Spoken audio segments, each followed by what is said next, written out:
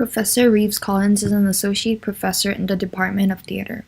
He specializes in teaching theater and creating theater for young audience module, and he's also an advisor for Purple Crayon. He's most importantly a storyteller as well as a director, which he believes is an extension of storytelling. He mostly interacts with students at Northwestern by full-time teaching in creative drama, storytelling, and theater for young audience. He also spends a lot of time while directing the plays with actors, designers, and the run crew.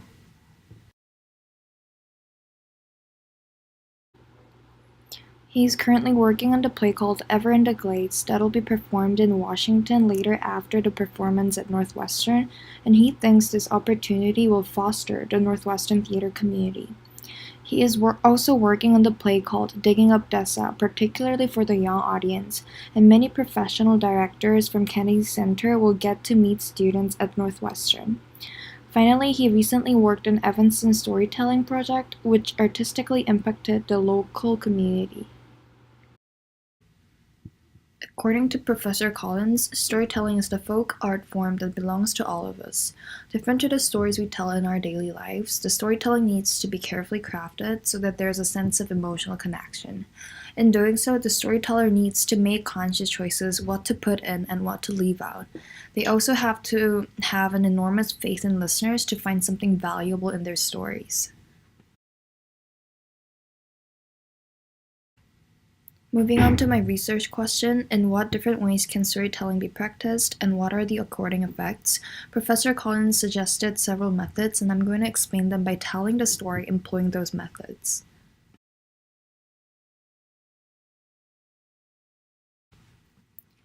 Once upon a time, there lived a poor woman with her son and daughter. One day, she went to work for a rich man's party and got some rice cakes there. "My children must be hungry," said the woman hurrying home. On the way home, she met a big tiger. "Give me a piece of rice cake, then I will not eat you," said the tiger. The woman gave a piece of rice cake to the tiger, but the tiger kept following the woman. "Give me a piece of rice cake, then I will not eat you," repeated the tiger. The tiger kept asking her for more rice cakes. She gave away all the rice cakes to the tiger, and now she had no more rice cake. So the tiger ate her. When the storytelling is only done by verbal language, the audience can be focused more on the language itself, not getting distracted by other visual features. Now the tiger put on her clothes and went to her house. He pretended to be the children's mom. "Open the door, dear," said the tiger. "You're not my mom. Your voice is too hoarse. Her voice is soft," said the brother. "Oh, is it? I have a cold." "Then show me your hands," said the sister. The tiger showed his hands to them. "Your hands are too hairy and dark. Her hands are white," said the brother. The tiger covered his hands with flour, and he showed his white hands to the children. Then the children opened the door. Then the brother saw the tiger's tail. "It's not Mom, it's a tiger," said the brother. "What should we do?" said the sister. "We have to run away from here," said the brother. The use of puppetry helps the story come to life and thereby visually facilitates the understanding.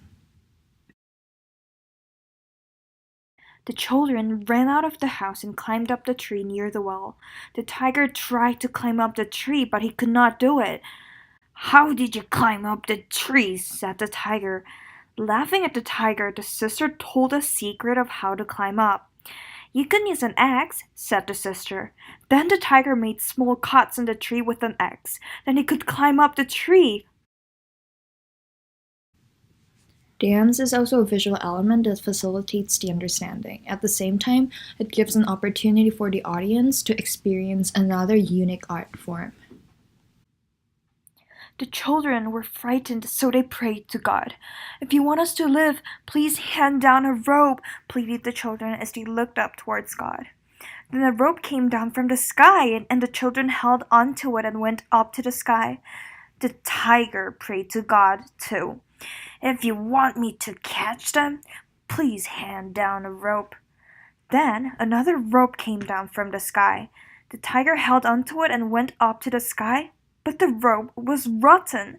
The tiger fell down. The children went up to the sky. I am scared of the night, said the sister.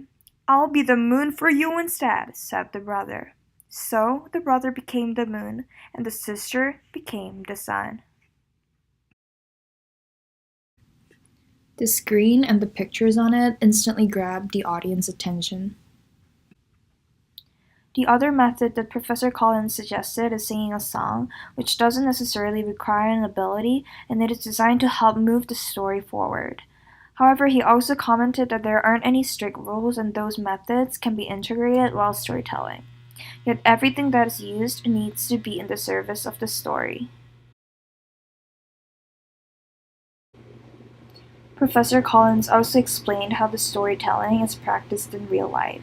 He believes it is a differentiated leadership skill in the 21st century, especially in business, hospitals where doctors need to develop empathy, law firms where lawyers have to win over the jury, and in education where it promotes literacy and helps people to love reading. Finally, when I asked him for a piece of advice to the freshman class, Professor Collins kept stressing on.